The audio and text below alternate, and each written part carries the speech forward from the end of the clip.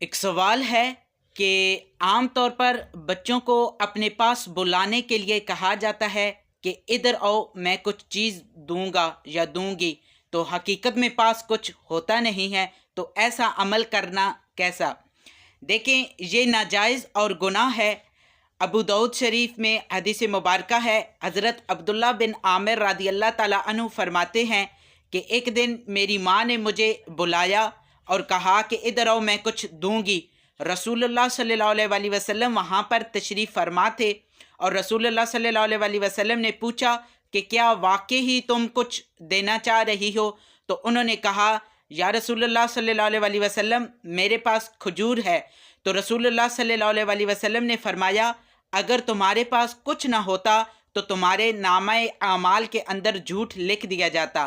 تو اسی طرح رات کو سلانے کے لیے عام طور پر بچوں کو ڈرایا جاتا ہے کہ سو جاؤ، کوئی چیز آ جائے گی، تو یہ بھی جھوٹ ہے، اس طرح بھی کرنا ناجائز اور گناہ ہے۔ اللہ سبحانہ تعالی ہمیں سمجھنے کی اور عمل کرنے کی توفیق عطا فرمائے۔